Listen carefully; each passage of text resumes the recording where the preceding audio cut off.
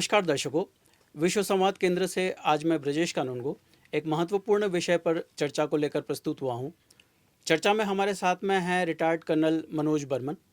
Colonel साहब स्वयं 1971 युद्ध का हिस्सा रह चुके हैं, बांग्लादेश मुक्ति वाहिनी के प्रशिक्षक रह चुके हैं जिसने बांग्लादेश को मुक्त करवाने में एक महत्वपूर्ण रोल अदा किया था। तो आइए कर्नल साहब से हम कुछ महत्वपूर्ण विषयों पर सीधी बात करते हैं। सर, तो मेरा पहला प्रश्न है कि आज हर कोई ऑपरेशन सिंदूर की बात कर रहा है। पहलगाम में जिस तरह से पाकिस्तान ने अपनी कायराना हरकत की, आतंकवादियों ने अपनी कायराना हरकत की, जिसके प्रतिकार में हमारी सेनाओं ने पाकिस्तान के अंदर घुसकर बड़े भीषण तरीके से उत्तर दिया, तो क्या हमारा ये एक्ट, क्या यह हमारा प्रतिकार सही था? देखिए, मैं इस प्रश्न का उत्तर दो भागों में दूंगा।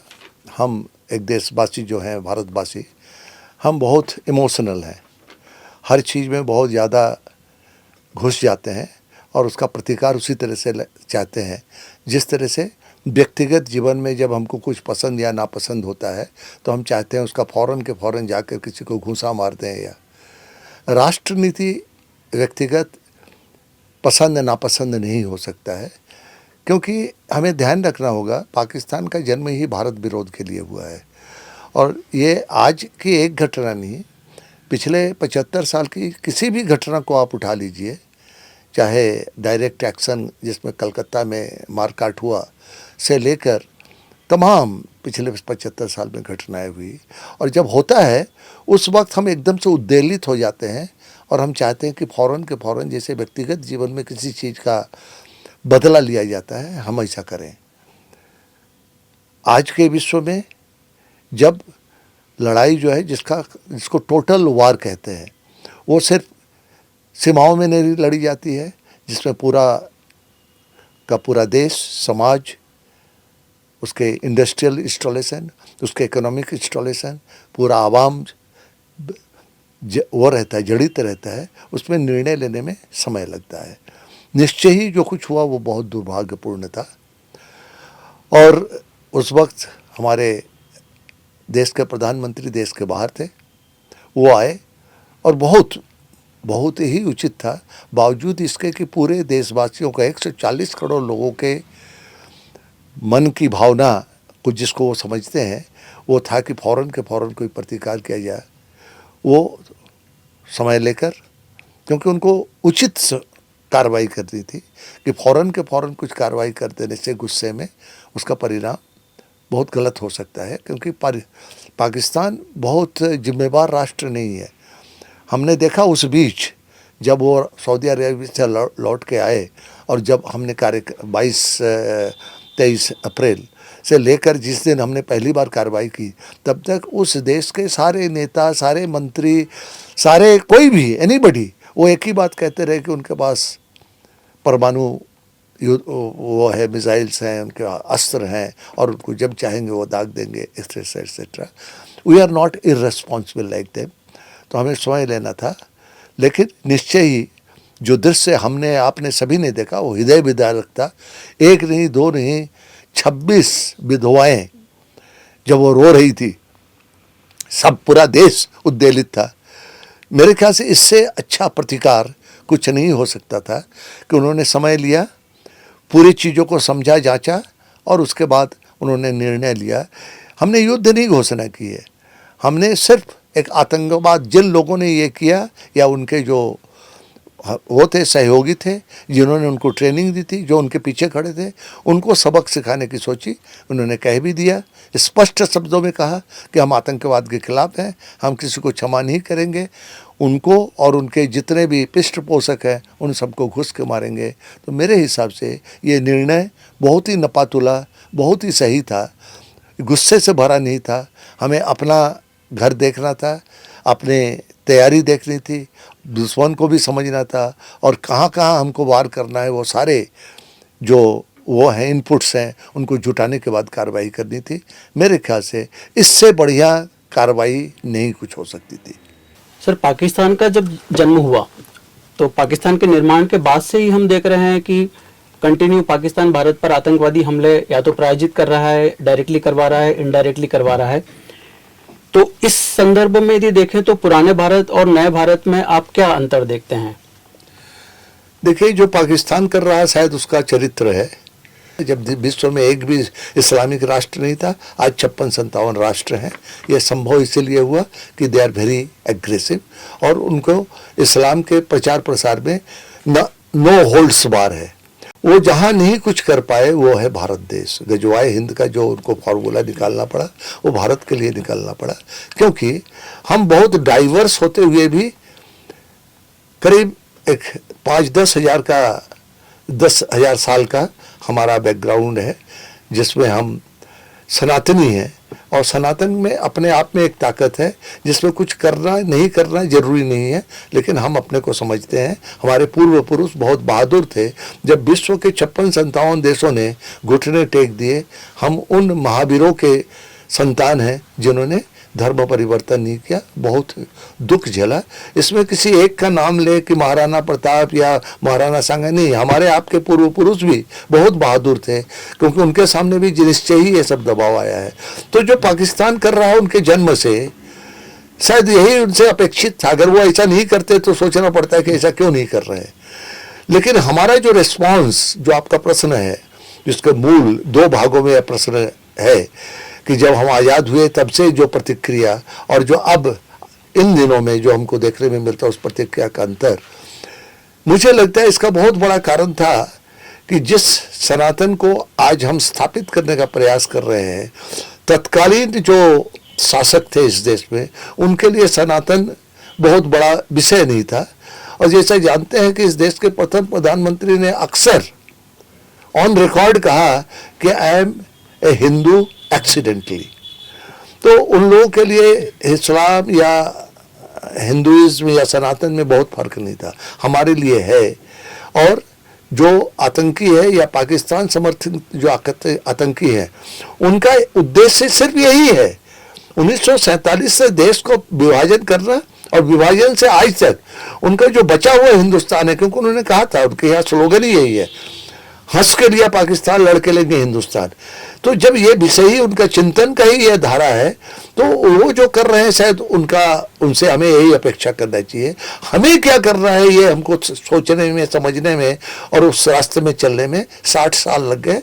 और पिछले 10 सालों में अगर देखें तो हमने पहली बार प्रतिक्रिया, नहीं तो पहले जब भी, ये तो ऐसा तो है नहीं कि घटनाएं अभी हो रही, जिसके पहले भी हो चुकी है, तब हम स्ट्रांग लेटर्स लिख देते थे, विश्व मंच में लिख देते थे, उनके डोजियर बना के भेज देते थे, दूसरे राष्ट्रों से कहते थे इनको तनख्वाहियाँ करो और फिर उनको आतंकी देश घोषित करो, और अंत में कुछ भी नहीं होता था। आज हम निर्णायक कदम लेना चाहते हैं और मेरे ख्याल से पूरा देश इस विषय में हमारे आज के जो भी नेता है और उनके जो निर्णय है उसके पीछे खड़ा है। ये सबसे बड़ा अंतर यही है, आज पूरा देश हमारे जो राष्ट्र नीति बनाने वाले हैं उनके पीछे खड़े हैं। ये प्रमुख अंतर है जी। इसमें सर, जैसे ही ऑपरेशन सिंदूर प्रारंभ हुआ, हर कोई इमोशन से भरा हुआ था, हर कोई चाहता था कि इसका प्रतिकार हो, जबरदस्त प्रतिकार हो। सेनाओं ने वैसे कार्य करना शुरू किया।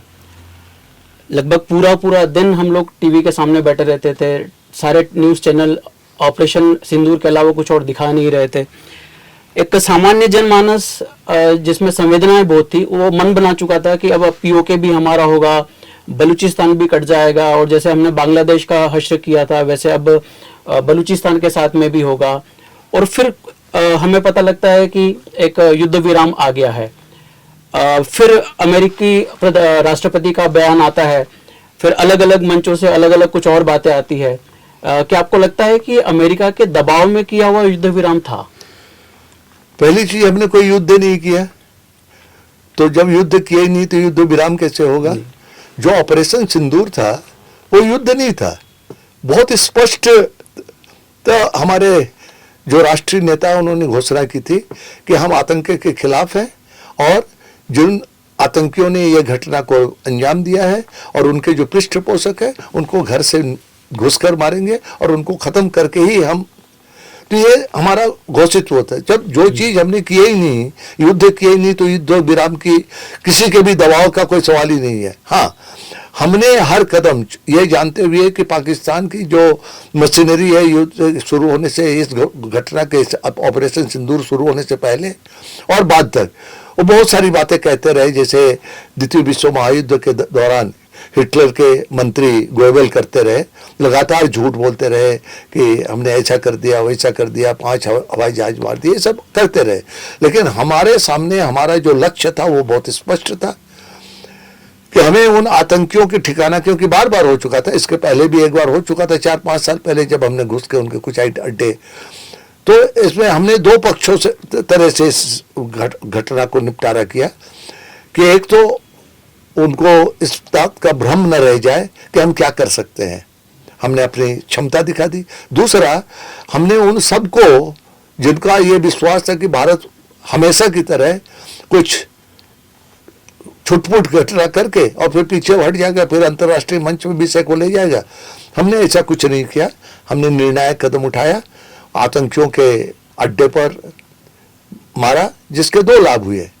पहला, हमने अपना जितना भी आर्सेनल था उसका परीक्षण कर लिया, हमने अपनी क्षमता का एकदम, क्योंकि बगैर युद्ध हुए बाकी चीज़ें कभी हमेशा पता नहीं लग सकती। जैसे इस युद्ध में पता लग गया, पाकिस्तान को बहुत भ्रम था कि उनके पास चाइना के दिए हुए बहुत अच्छे अस्त्र शस्त्र हैं, उन अस्त्र शस्त्रों का भी पोल खुल गया।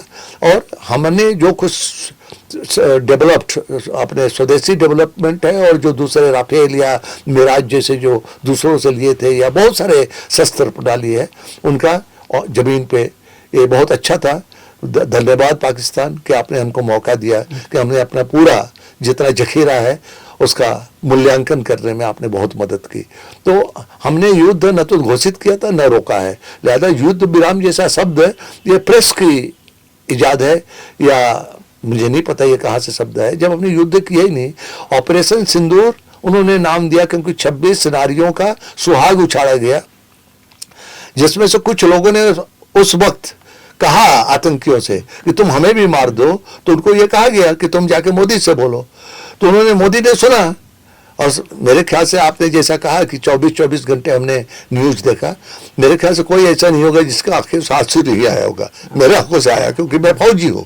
मैं सोच रहा था कि अगर आज से 40-50 साल पहले मेरे साथ यह होता तो मेरे बीबी बच्चों का क्या होता, खासकर वो नेवी का जो जिसकी अभी 4-5 दिन पहले ही शादी हुई थी।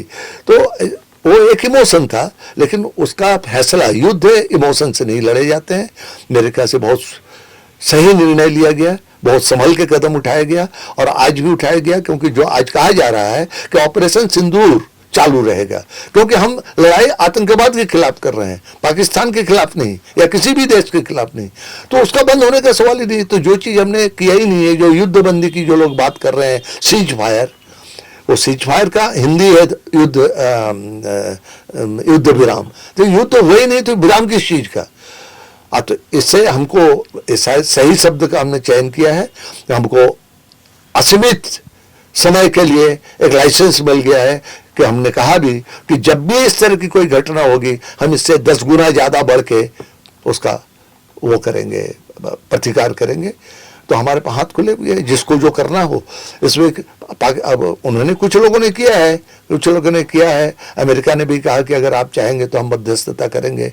और आज जो DGMO लेवल की बात होनी थी, उसमें ये सब चीज़ों को विराम देने के लिए हमने बहुत स्पष्ट कर दिया कि हम 2 बातों पर बात करेंगे, POK पर और ये आतंकवाद। वो आतंकी जो 4 थे, जो पाकिस्तानी थे, जिनका सारा डोजियर हमने सौंप दिया, उनको हैंडओवर करना है क्या, आतंकी ठिकानों को नष्ट करने, इन भी तो बात करें। सिंधु जल संधि या किसी भी दूसरे विषय पर हमें आपसे बात नहीं करना है, इसीलिए शायद वो DGMO का लेवल की बातचीत नहीं हुई। तो मुझे नहीं लगता कि किसी के दबाव में आने की ज़रूरत भी है, क्योंकि एक वक्त था जब हम हर चीज़ के लिए, भारत में गोली भी नहीं बनती थी, राइफल भी नहीं बनता था। आज सब कुछ अपना है, सब कुछ हमने कर लिया। अग्नि का ऐसा सफल परीक्षण किया कि उनको समझ ही नहीं आया, कि उनको रोक भी नहीं सके। तो मेरे ख्याल से किसी के दबाव में हम आए, ये दुष्प्रचार हो सकता है। कुछ वेस्टेड इंटरेस्ट के लोग ऐसी बात कर सकते हैं, जो कल सारा दिन चलता रहा, कुछ पूर्व नेताओं के, मंत्रियों के, प्रधानमंत्रियों के नाम लेकर कि उन्होंने ऐसा किया वैसा किया। मेरे ख्याल से इस संदर्भ में उसका जिक्र करना भी अनुचित है। इसमें सर सेना ने एक बात और बताई कि अगली बार से बड़ा क्लियर कट वार्निंग दिया कि कोई भी यदि टेररिस्ट अटैक होता है तो it will be considered as an act of war. तो इसको कैसे समझें, एक्ट ऑफ वार मतलब क्या माना देखिए, जाएगा? जेनेवा कन्वेंशन हुआ है, जेनेवा कन्वेंशन में लिखा हुआ है स्पष्ट तरीके से, सभ्य समाज ये सब करता है जिसका कोई अर्थ नहीं है, सब अर्थहीन बातें हैं। हमने प्रथम विश्व महायुद्ध के बाद एक वो खड़ा किया, एक संगठन खड़ा किया कि जिससे द्वितीय विश्व महायुद्ध न हो। दूसरे विश्व महायुद्ध के बाद हमने फिर यूएनओ खड़ा किया, जिसका भी कोई संदर्भ नहीं है। ये नाखून नहीं है, ऐसा प्राणी है, इसका कोई सुनता भी नहीं है, कोई देखता भी नहीं है। वीर भोग्या वसुंधरा। लेकिन चूंकि आज की दुनिया में हम रह रहे हैं, एक वर्ल्ड ऑर्डर जैसी चीज़ है, हालांकि हम किसी भी चीज़ की सिग्नेटरी नहीं है, पर्टिकुलरली एनटीपीसी के हम सिग्नेटरी नहीं है, उसके बावजूद भी नो फर्स्ट स्ट्राइक हम आज तक मान के चलते थे। हमने वो सब अपने कि हम क्यों ये कहें कि हम कब मारेंगे कब नहीं मारेंगे। हमने कहा कि अब हमारा जब मन होगा मारेंगे, क्योंकि अभी भी जो हुआ, जो हमला हुआ, हमारे उनका प्रयास हुआ था कि एक एटॉमिक हमले की पूर्वाभ्यास कर लिया जाए। तो जब उन्होंने एक टेस्ट फ्लाइट भेजा जिसको हमने डिस्ट्रॉय किया, तो हम जागे कि उनके टेस्ट जो न्यूक्लियर इंस्टॉलेशन है उसके बहुत पास में जाकर इतना जबरदस्त हमला किया कि वो चाहे भी तो अब कोई न्यूक्लियर मिसाइल्स को ले जाने के लिए, न्यूक्लियर अस्त्र को ले जाने के लिए एयरफोर्स की ज़रूरत होगी, उनके लिए रनवे की ज़रूरत होगी। हमने वो सब ध्वस्त कर दिया और उसके बाद हम रुक गए। हमने किसी के कहने पर, किसी के डर से, क्योंकि हमने जब शुरू किया हमने दुनिया को बतला दिया कि हम ये करने जा रहे हैं, सारे देश को बतला दिया। उनका इंटरेस्ट है, उनका इंटरेस्ट है कि वो अभी भी चाहते हैं कि हम युद्ध, जो चाहते हैं कि हम युद्ध करते रहे देश के अंदर और बाहर। ये वो लोग हैं जो समय समय पर मोदी को कमजोर करने के, भारत की अच्छी अर्थनीति को, प्रगति को जो बर्दाश्त नहीं कर पा रहे, जो चाहते कि युद्ध में अगर हम फंसे रहेंगे तो हम पीछे चले जाएंगे, वो लोग चाहते हैं ये युद्ध चलता रहे। लेकिन आज हम किसी पर आश्रित नहीं है। एक वक्त था हम हर चीज के लिए, 1999 की लड़ाई में भी जब बोफोर्स गन बहुत अच्छे साबित हुए, तो हमने जब बोफोर्स गन, क्योंकि राजीव गांधी जी के समय में ये खरीदा गया था और उसके बाद स्कैंडल हुआ तो उनको हमने ब्लैक लिस्ट कर दिया। तो 1999 में इसके बावजूद कि इसका हमने देखा कि वो बहुत इफेक्टिव है, जब हमने उनसे गोला बारूद मांगा तो उन्होंने कहा नहीं, आपने तो हमें ब्लैक लिस्ट कर रखा है, हम क्यों देंगे आपको।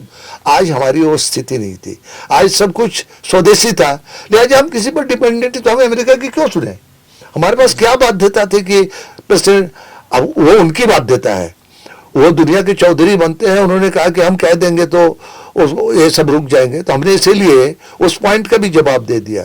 जब डीजीएमओ लेवल की बात हो रही थी तो हमने बहुत स्पष्ट कर दिया कि हम 2 बिंदुओं पर बात करेंगे, कोई तीसरी बात नहीं होगी कि आतंकियों का क्या करेंगे आप और पीओके का क्या करेंगे, कोई मध्यस्थता नहीं चाहिए। तो सर अगर अमेरिका या किसी के भी हम दबाव में होते तो ये बात कही नहीं पाते। तो मेरे ख्याल से ये सब स्पेकुलेशन है और मुझे नहीं लगता आज का जो देश का शीर्ष नेतृत्व है वो किसी के दबाव में आने वाला है। एक ऑपरेशन सिंदूर में एक अच्छी बात और निकल के आई, सबने, पूरे विश्व ने देखी कि पाकिस्तान जिन विदेशी हथियारों का दम बढ़ता था, विशेष रूप से चाइना से उसे जो मिसाइलें मिल रही थी, टर्की से जो उसे ड्रोन्स मिल रहे थे, तो इस वाले ऑपरेशन सिंदूर में उन सारे विदेशी हथियारों की भी पोल खोल के सबके सामने रख दी गई है। तो क्या आपको लगता है कि इन चाइना हो गया, टर्की हो गया, ये देश जो अपने इवन यूएस जो अपने हथियारों की दुकानें चला रहे थे और वो दुकानें जल्दी बंद होने का इन्हें डर है, इसलिए भी ये पाकिस्तान के पीछे लगे हुए हैं कि युद्ध विराम किया जाए? जी, वो कह रहे हैं कि पाकिस्तान हिंदुस्तान सबको, अब वो जो चाह रहे थे कि युद्ध होता रहे वो फिलहाल चाहते हैं, क्योंकि वो नहीं चाहते हैं कि चूँकि चाइना के हवाई जहाज और दूसरे हथियार मिसाइल्स के जो हस्र हुआ उससे विश्व में उसकी विश्वसनीयता घटी है। ऑलरेडी अफ्रीकन देश हैं जिन्होंने वो अपने ऑर्डर्स कैंसिल कर दिए।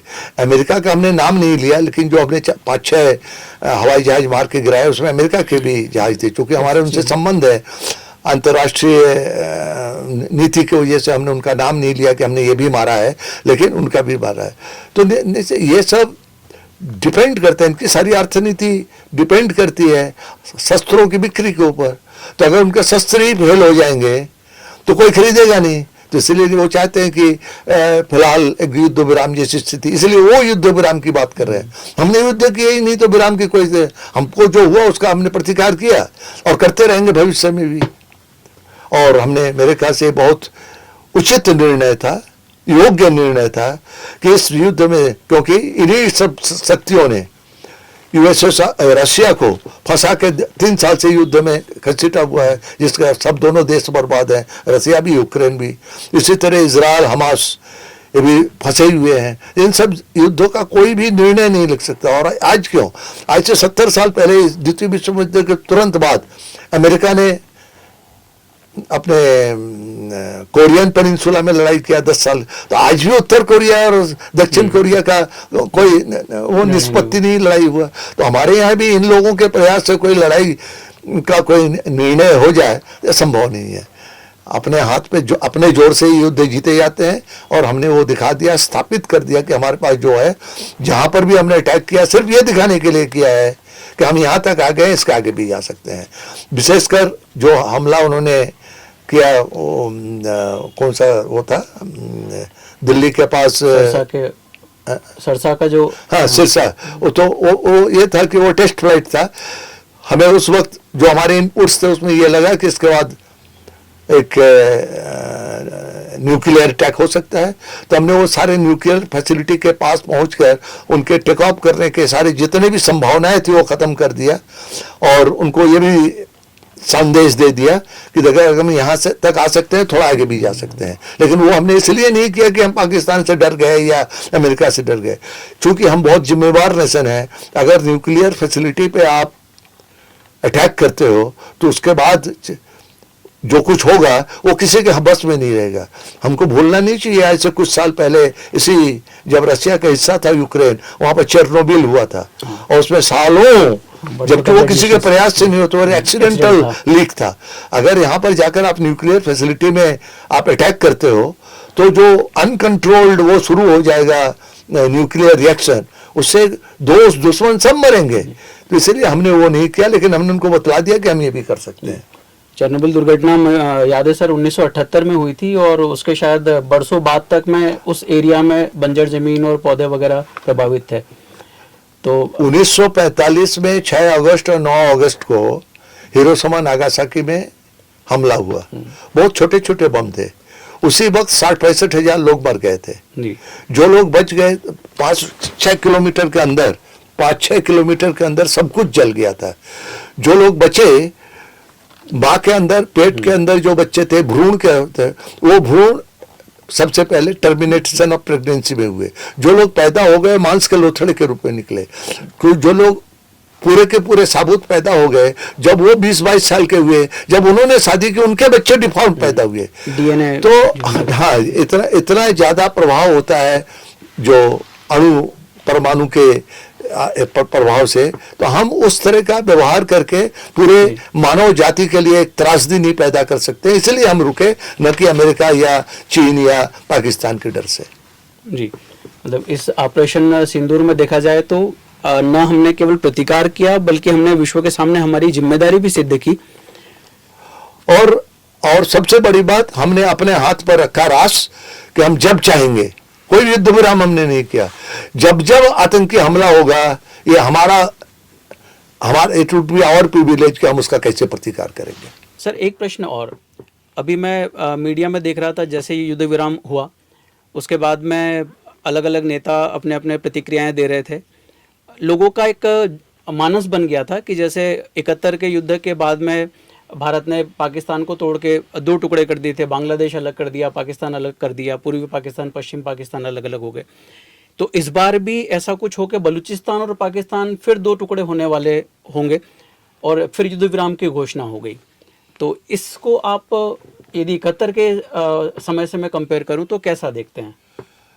देखिए, समय और परिस्थिति एकदम भिन्न है। 71 के समय जो निर्णय लिया गया उसका 2 कारण था। मिलिट्री की दृष्टिकोण से सबसे बड़ा कारण था कि उसके पहले हम 2 युद्ध लड़ चुके थे, सन 48 का और सन 65 का, और जब भी युद्ध होता था हमें 2 फ्रंट में लड़ना पड़ता था, ईस्ट और वेस्ट। तो हमने सोचा चूंकि ईस्ट बंगाल में ऑलरेडी पाकिस्तान विरोधी बहुत ज़्यादा मनोभाव चल रहा है और काफ़ी लोग चाह रहे हैं, विशेषकर जब बंगबंधु मुजीबुर रहमान को इलेक्शन जीतने के बाद भी जेल में डाला गया, तो जन भावना को दृष्टि में रखते हमको लगा कि एक नया देश बन जाने से हमको भविष्य में जब भी पाकिस्तान से निपटना होगा तो दो फ्रंट में नहीं हो, उस वक्त ये सोच थी। लेकिन वो हो जाने के बाद मिलिट्री के बहुत सारे सीनियर अधिकारी या दूसरे भी जो स्ट्रेटेजिस्ट हैं, उन लोगों के बीच में आज भी दो भावनाएं हैं कि टुकड़े टुकड़े में बटा हुआ पाकिस्तान या सक्षम पाकिस्तान, भारत के लिए कौन सा अच्छा है, सिंगल पाकिस्तान और टुकड़ों में बटा हुआ, वो एक बहुत विवाद का विषय है। मैं समझता हूं कि मैं समर्थक हूं टुकड़ों वाला पाकिस्तान, जितना टुकड़ा होगा, लेकिन सवाल है उन टुकड़ों में हमारे सामने आज एक मॉडल है जिस बांग्लादेश को हमने जन्म दिया।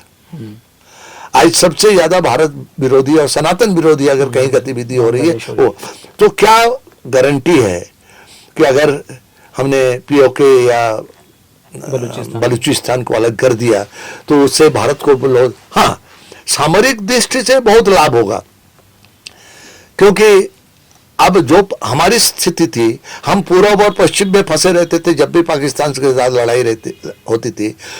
आज पाकिस्तान वैसे ही फंसा हुआ है, जब अभी तक उसकी सारी फौजें बलूचिस्तान के में लगी हुई थी। इस घटना के होने के बाद से उन्होंने सारा कंसंट्रेशन, उससे हमें बड़ी आज़ादी हुई, उनको मारने में बड़ा आसानी हुई, उनके सारी फौज सारे उनके रिसोर्सेज इधर आ गए। लेकिन बलूचिस्तान हो जाने के बाद आज वो कहते हैं कि हमें मोदी जैसा प्राइम मिनिस्टर चाहिए, लेकिन वो क्या करेंगे आज से 10 साल बाद? या पीओके में जो लोग हैं, बहुत लोग कहते हैं कि हम आज़ाद होंगे, लेकिन पीओके में बहुत बड़ी संख्या में जो खासकर उसका प्रधानमंत्री, उनका जो मंत्री है, तो वो लोग कल को आकर हमारे लिए और नया नासूर बन जाए। इसलिए हमको लगता है कि ये सब बातें इतिहास के ऊपर, समय के ऊपर छोड़ देना चाहिए और आगे पीछे पीओके जरूर भारत का अंग बनेगा, उससे भारत को लाभ होगा या नुकसान होगा, ये इतिहास बतलाएगा। आज से 50 साल बाद जब इन बातों का आकलन होगा, जैसे आज 50 साल बाद हम बांग्लादेश का आकलन कर रहे हैं, तो कहीं लग रहा है कि हमने बनाया एक देश, उसे वही पाकिस्तान आज बांग्लादेश के जो सरकार चल रही है और जो वहां पर आतंकी घटनाएं हो रही है, जो सनातन विरोधी, वो सब एक साइड समर्थित है। जिस चीज को हमने तोड़ने का प्रयास किया, तो कौन इस बात का वो लेगा, जिम्मेवारी लेगा कि बलूचिस्तान बन जाने की? क्योंकि बेसिकली वो इस्लाम तो कॉमन फैक्टर है ही ना, वो हमारे साथ खड़े होंगे, इस बात की गारंटी कौन देगा? तो उनकी लड़ाई वो लड़ते थे, वो इसी हालत में लड़ते रहे, उनके ताकत कम होता रहे, वो शायद हमारे, मुझे ऐसा लगता है वो ज़्यादा हक में है कि वो इसी तरह से टुकड़े टुकड़े में बटे रहे। बलूचियों ने भी उनका पूरा गाड़ी हाईजैक कर लिया, वो जो रास्ता बन रहा है उसको भी बनने में वो बाधक हैं। अभी चीनी अधिकारियों से भरे हुए गाड़ी को उन्होंने उड़ा दिया, तो उनको बिजी रखते हैं। जब वो वहाँ बिजी रहते हैं तो वो हमारे पास उतना रेस्पाइट रहता है। मेरे ख्याल से इसको इसी तरह से चलने देना चाहिए, बाकी समय बतलाएगा। हो सकता है कि बलूचिस्तान एक स्वतंत्र देश बन जाए और विश्व में बहुत सारे, क्योंकि जब आपने किताबों में ही पढ़ा होगा, लेकिन शायद इतिहास में एकमात्र घटना है जहां युद्ध करके आपने एक नया देश बना दिया लेकिन उसको कब्जा नहीं किया। क्योंकि आधुनिक संसार में किसी देश को जीत कर वहां पर अपनी कब्जा करना शायद संभव नहीं है, शायद संभव नहीं है। उस वक्त संभव था, उस वक्त बहुत ज्यादा बातचीत हो रही थी कि दोनों बंगाल को मिला के भाषाई आधार पर एक बंगाल बना दिया जाए और उसको भारत का एक, और उस वक्त वहां के सब लोग तैयार थे। लेकिन आज जो हमारा बंगाल है, वहां पर जो घटनाएं हो रही, ममता दीदी और उनके जो भी, जिस तरह से हम दुर्गा पूजा का वो पैंडल नहीं बना सकते हैं, विसर्जन नहीं कर सकते हैं, ये स्थिति बन गई है। अगर पूरा बांग्लादेश हमारे साथ होता, जो मुर्शिदाबाद में हुआ, उसका आकार और प्रकार और कितना बड़ा होता। लिहाजा मैं अपने को योग्य नहीं समझता हूँ कि, लेकिन मैं व्यक्तिगत रूप से समझता हूँ ये टुकड़ों में बटे रहें और आपस में लड़ते रहे, इसमें हमारा हित है। तो साथियों, ये था हमारी महत्वपूर्ण परिचर्चा जिसमें कर्नल बर्मन हमारे साथ में थे। प्रश्नों की सूची बहुत अधिक लंबी है। समय की चूँकि अपनी मर्यादा है, हम और ज़्यादा समय ले नहीं सकते।